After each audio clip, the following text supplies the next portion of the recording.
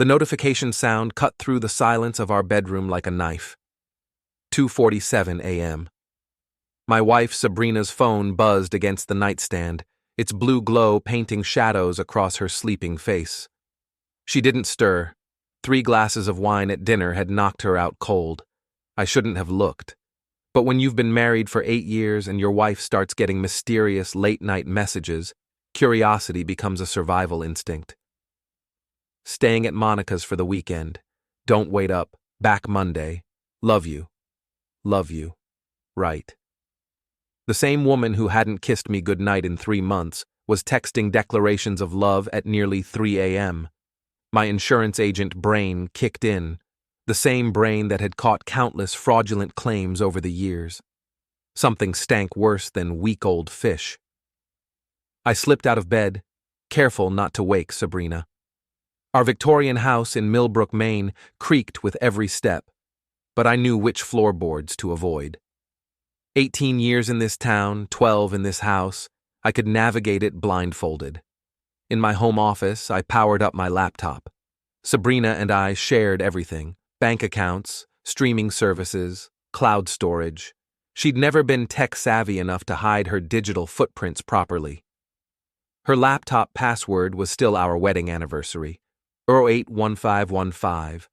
Her email loaded slowly. Nothing unusual in the inbox. But then I checked her recently deleted messages.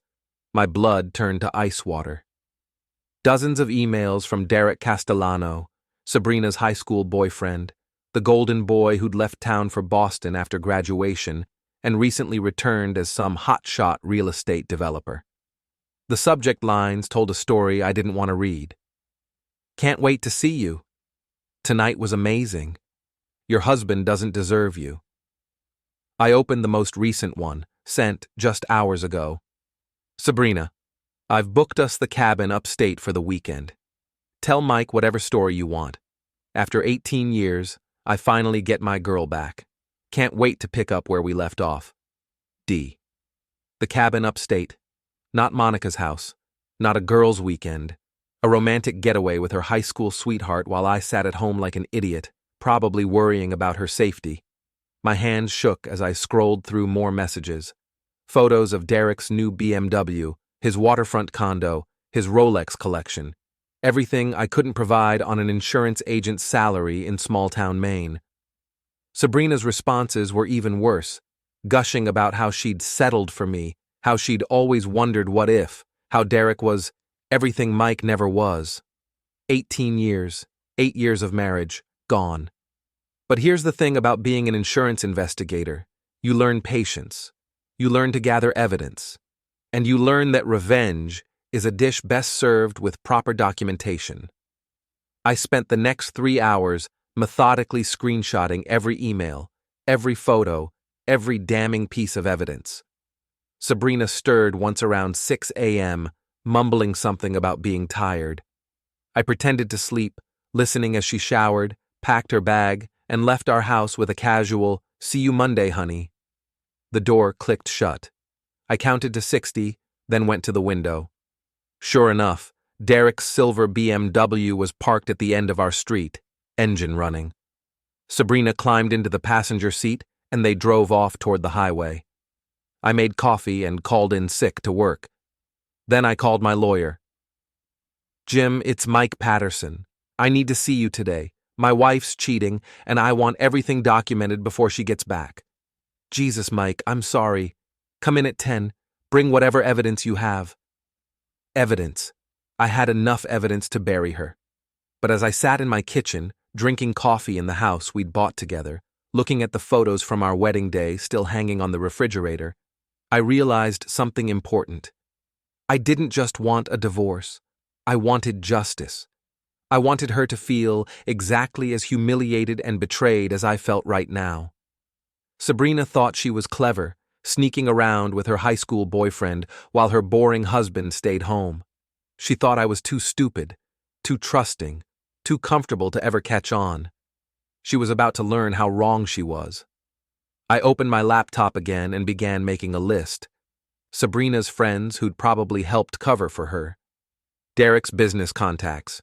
Everyone who needed to know exactly what kind of people they were dealing with. My phone buzzed. A text from Sabrina. "Made it safe, Monica says hi." I typed back, "Tell Monica I said hi too. Have fun with your girls' weekend." Then I deleted the message thread and got to work. Jim Morrison had been practicing family law in Millbrook for 30 years. He'd seen every variation of marital betrayal, but even he whistled low when I showed him the evidence. "Mike, this is comprehensive. When did you start suspecting?" "Last night. I'm a quick learner." He scrolled through the screenshots on my laptop, shaking his head. "She's not even trying to hide it. Look at this. She's using your shared credit card to buy lingerie for her weekend with him." The credit card statements told their own story. Expensive dinners at restaurants I'd never heard of. Victoria's secret purchases on days she claimed to be working late. A hotel charge from 2 weeks ago when she'd supposedly been at her sister's house in Portland. "How do you want to play this?" Jim asked. "I want her to have nothing. The house is in both our names, but I've been paying the mortgage for 3 years since her hours got cut at the hospital. I want her out. I want alimony off the table, and I want everyone in this town to know exactly why." Jim raised an eyebrow. "The first 2 I can probably manage. The third, that's up to you. But Mike, be careful. Revenge can backfire." "This isn't revenge. This is justice." I left Jim's office with a plan. First, secure the finances. Second, gather more evidence. Third, wait for the perfect moment to strike. Sabrina's friend Monica worked at the bank where we kept our joint accounts. She'd probably been helping Sabrina cover her tracks, maybe even lying to me directly. I drove to First National and asked to speak with Monica privately. "Mike, what brings you in? Sabrina said she was spending the weekend at my place." Monica's smile was too bright, too forced. "That's actually what I wanted to talk about. Sabrina left her medication at home, and I need to drop it off. What's your address again?" Monica's face went pale. "Oh, we're actually not at my place. We decided to go to Portland for shopping." "Portland? That's funny, because Sabrina told me you were staying local. Which hotel?" "Hotel? No, we're staying with my cousin." I smiled my best insurance investigator smile, the one that made fraudulent claimants squirm. "Monica, I've known you for 6 years. You don't have a cousin in Portland. You have a brother in Bangor and parents in Florida. So where's my wife really spending the weekend?" Monica's hands shook as she pretended to organize papers on her desk. "Mike, I can't..." "Can't what? Can't keep lying to cover for her affair with Derek Castellano?" The color drained completely from Monica's face. "You know? I know everything. The question is, are you going to keep helping her destroy our marriage, or are you going to start telling the truth?" Monica broke down completely. Through tears, she confessed that Sabrina had been seeing Derek for 3 months. Monica had been providing alibis, covering for late nights, even helping Sabrina move money into a secret account. "She said you were boring, that you didn't appreciate her. She said Derek made her feel alive again. And you thought helping her cheat was the right thing to do. She's my friend! She said she was going to leave you anyway." That was news to me. Sabrina had been planning to leave but hadn't had the courage to do it honestly. Instead, she was building a nest egg and a backup plan while keeping me as her safety net. "Monica, here's what's going to happen. You're going to print out every transaction from our joint accounts for the past 6 months. You're going to document every time Sabrina moved money without my knowledge, and you're going to write down everything you just told me. I could lose my job. You should have thought about that before you helped my wife steal from me." Monica spent the next hour printing bank records and writing a detailed confession. Sabrina had moved over $15,000 from our joint savings into a private account. Money we'd been saving for a down payment on a bigger house. Money that was now funding her affair. I left the bank with everything I needed to destroy Sabrina financially. But I wasn't done yet. Derek Castellano owned Coastal Properties, the biggest real estate development company in 3 counties. His office was in a gleaming new building downtown, all glass and chrome, the kind of place designed to intimidate small-town folks like me. I walked into the lobby wearing my best suit and my most confident smile. "I'd like to speak with Derek Castellano about a property investment," I told the receptionist. "Do you have an appointment?" "No, but I'm representing some out-of-state investors who are very interested in his Millbrook waterfront project. I think he'll want to see me." 5 minutes later, I was sitting across from Derek Castellano in his corner office. He was exactly what I'd expected. Tall, tanned, expensive suit, perfect teeth. The kind of guy who'd never had to work for anything in his life. "So, Mr. Patterson, what can I do for you?" "Actually, Derek, I think the question is what I can do for you." His smile faltered slightly. "I'm sorry?" "I'm Sabrina Patterson's husband. You know, the woman you've been screwing behind my back for the past 3 months?" Derek's face went white, then red. He started to stand, but I held up a hand. "Sit down. We're going to have a conversation." "I don't have to listen to this. Security." "Go ahead, call security. I'm sure they'd love to hear about how you've been using company resources to wine and dine a married woman. I'm sure your business partners would be fascinated by the credit card records I have showing company dinners that were actually dates with my wife." Derek slowly sat back down. "What do you want?" "I want you to understand something. Sabrina thinks she's trading up, leaving her boring insurance agent husband for the successful developer. But you're not successful, are you, Derek? You're leveraged up to your eyeballs, living on credit and borrowed money, hoping your Millbrook project pays off before your creditors come calling." His jaw tightened. "You don't know what you're talking about." "Don't I? I've spent the morning making some calls. Your project is 6 months behind schedule and $3 million over budget. The environmental permits are tied up in court. Your investors are getting nervous." I leaned forward. "Here's what's going to happen. You're going to end things with my wife. Today. You're going to tell her it was a mistake, that you're getting back together with your ex-wife, whatever story you want to sell. But you're done with Sabrina." Derek laughed, but it sounded forced. "And if I don't?" I smiled.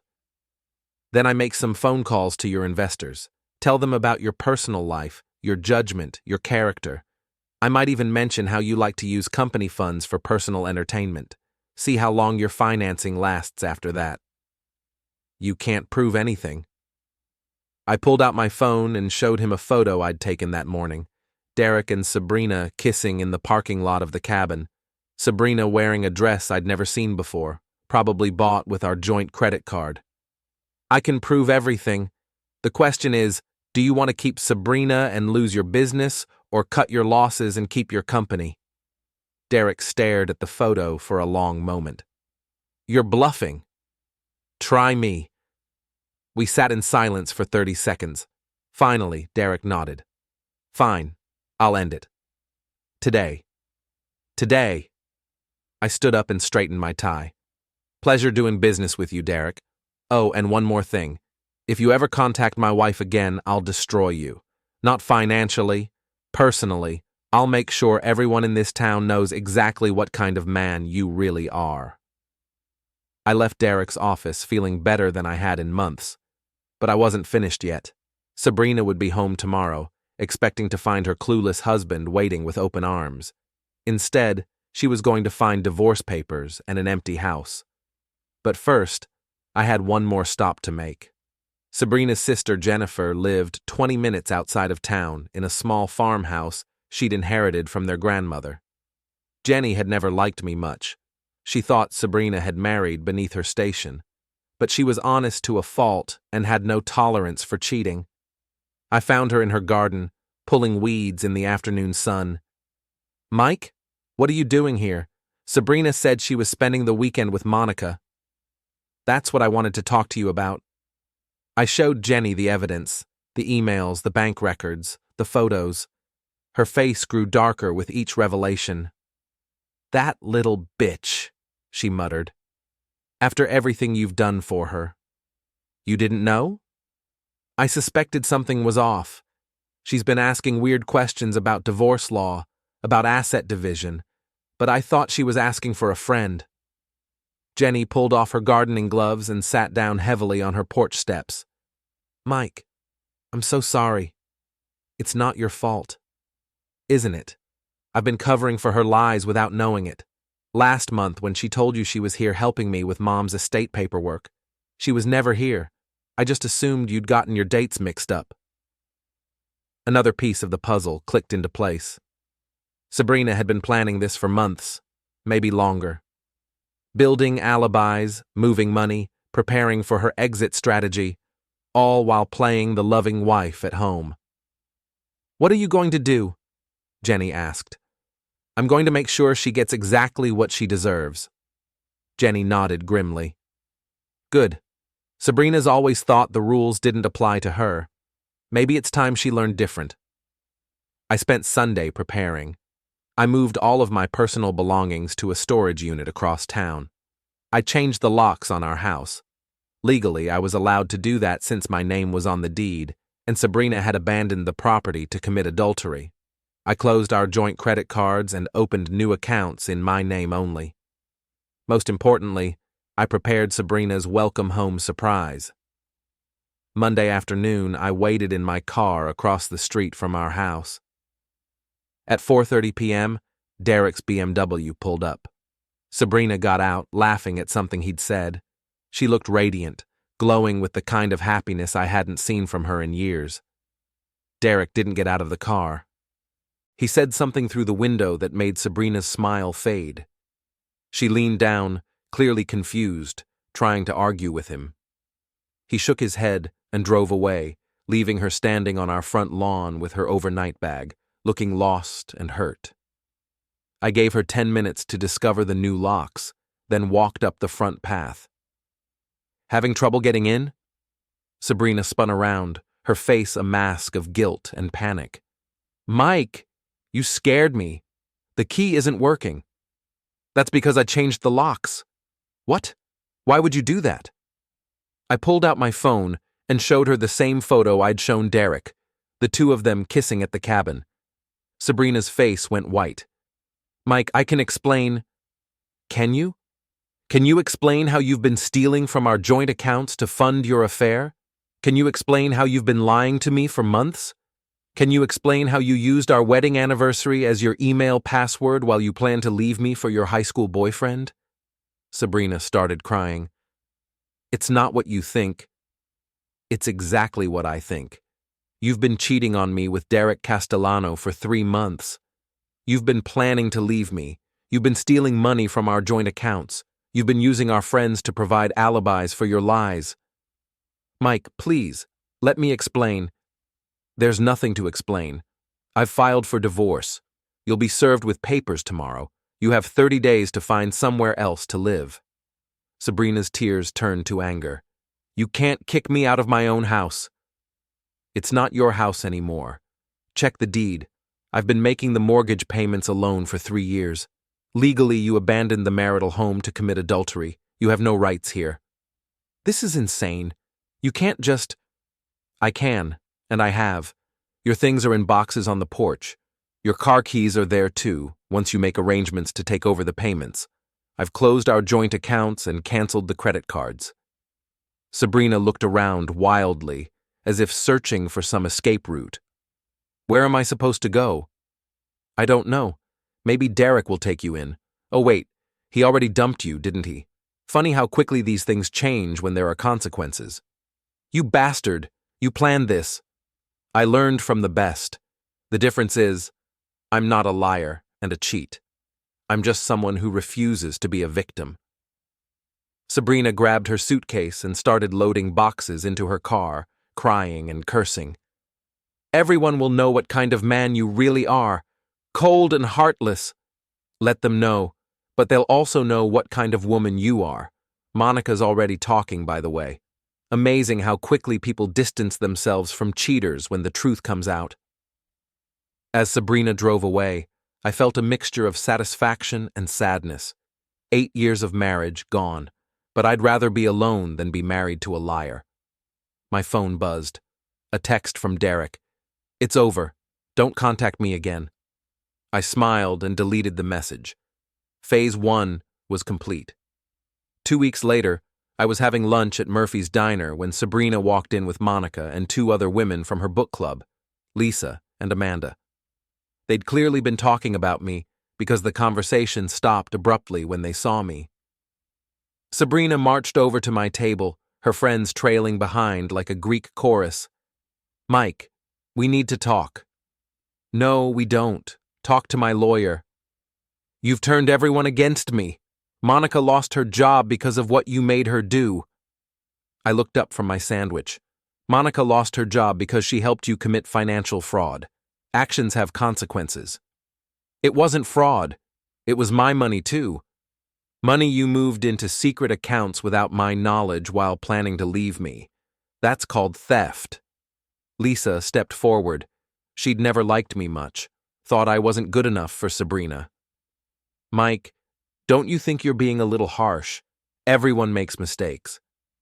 Mistakes? Lisa, your husband cheated on you 5 years ago. One night with a stranger, and he confessed immediately. That was a mistake. What Sabrina did was a calculated betrayal that lasted months. Lisa's face reddened. That's different. Is it? Because from where I'm sitting, it looks like you're defending Sabrina, because you don't want to admit that some marriages can't be saved. Some betrayals are unforgivable. Amanda joined the attack.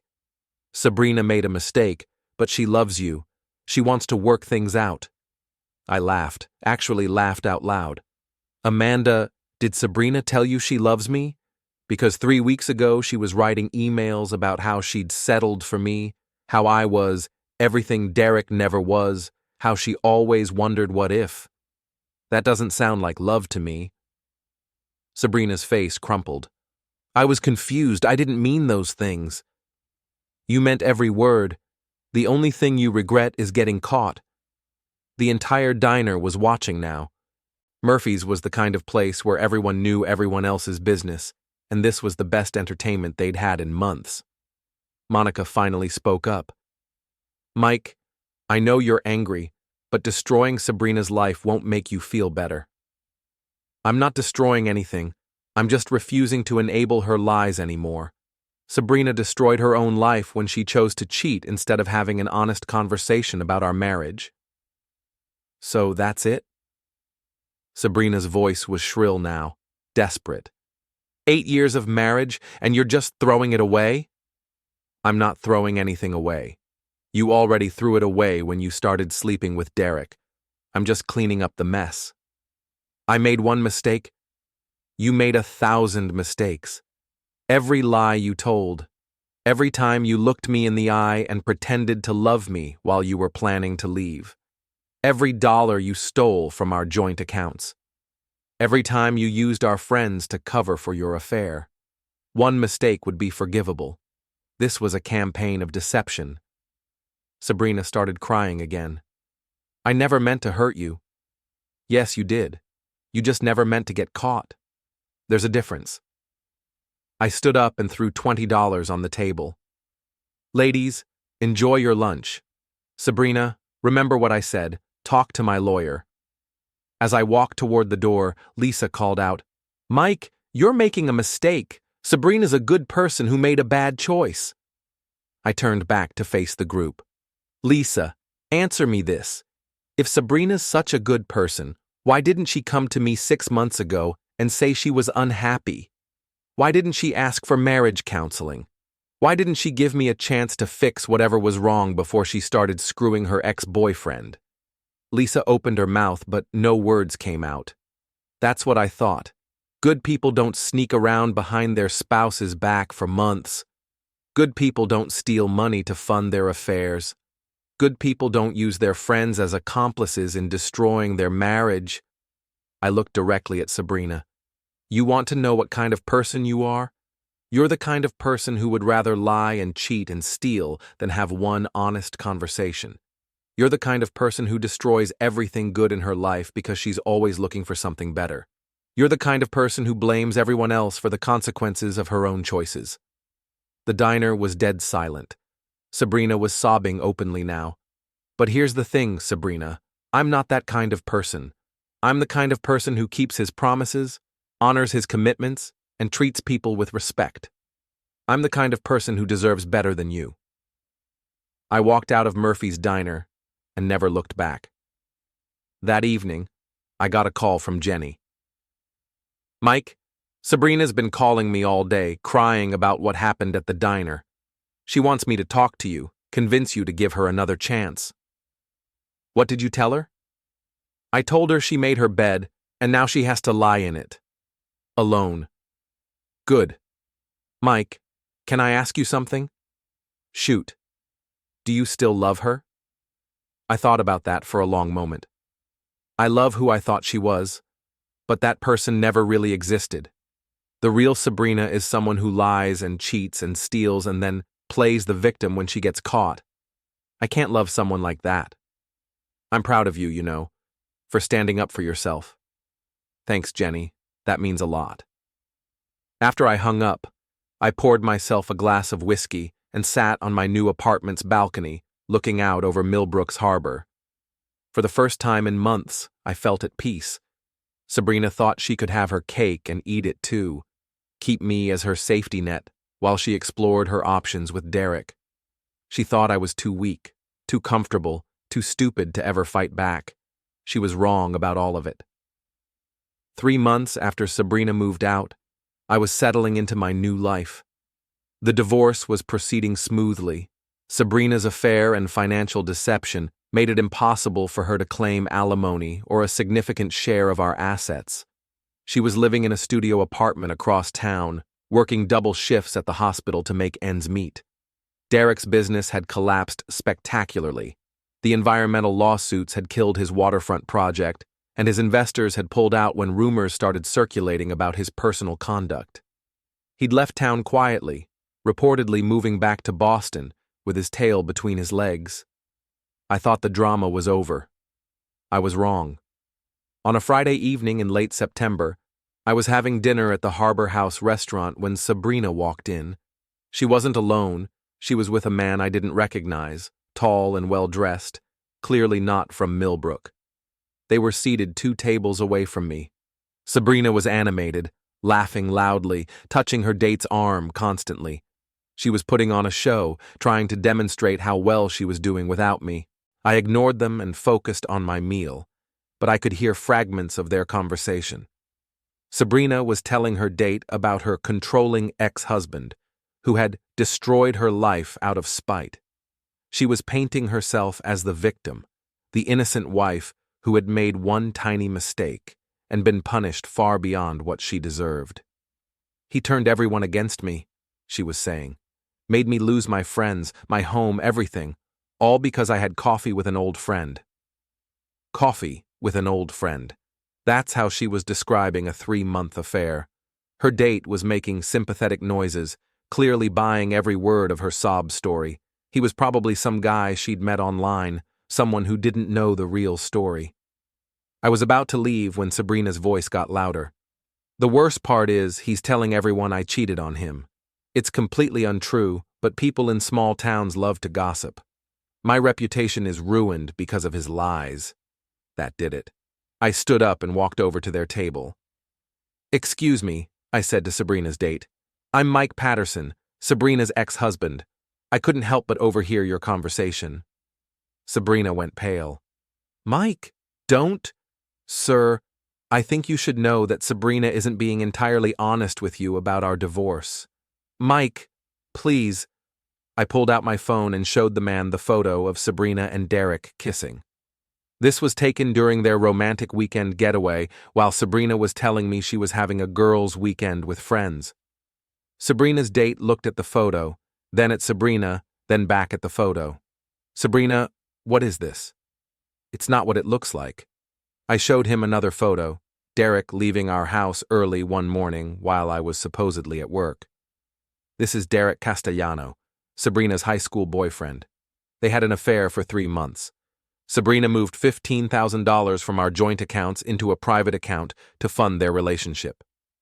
Sabrina? The man's voice was cold now. Sabrina started crying. It was a mistake. I was confused. Mike is obsessed with punishing me. I sat down at their table uninvited. Sir, what's your name? Robert. Robert, let me ask you something. If you were unhappy in your marriage, what would you do? I'd talk to my wife, maybe get counseling. Right. That's what a decent person would do. Sabrina chose a different path. Instead of talking to me about her unhappiness, she started an affair. Instead of asking for counseling, she began planning her exit strategy. Instead of being honest about wanting a divorce, she stole money from our joint accounts to fund her relationship with another man. Robert was staring at Sabrina with disgust. Is this true? Sabrina was sobbing now. Robert, please let me explain. Explain what? That you lied to me about everything? Robert stood up and threw his napkin on the table. Sabrina, I don't know what kind of man you think I am, but I don't date liars and cheaters. Find your own way home. He walked out, leaving Sabrina alone at the table, crying into her wine glass. I should have left then. I should have gone home and celebrated my victory. But something in Sabrina's broken expression made me pause. Sabrina, why did you do it? She looked up at me with red, swollen eyes. Do what? All of it. The lying, the cheating, the stealing. We had problems, but we could have worked through them. Why did you choose to destroy everything instead? Sabrina wiped her nose with her napkin. Because I was scared. Scared of what? Scared of being ordinary. Scared of being stuck in a small town with a boring job and a boring husband for the rest of my life. When Derek came back to town, successful and exciting, it felt like a second chance at the life I was supposed to have. The life you were supposed to have? In high school, I was popular. I was the girl everyone wanted to be. I was supposed to marry the quarterback and live in a big city and have an exciting life. Instead, I married an insurance agent and stayed in my hometown and became nobody. I stared at her for a long moment. Sabrina, do you hear yourself? You threw away 8 years of marriage because you were disappointed that real life isn't like high school? You don't understand. I understand perfectly. You're a 34-year-old woman who never grew up. You're still chasing the fantasy of being 17 and popular and special. But here's the thing. You were special. To me. I loved you exactly as you were. I thought our life together was pretty great. But that wasn't enough for you, was it? Sabrina shook her head. I thought there was something better out there. And now? Now I know there isn't.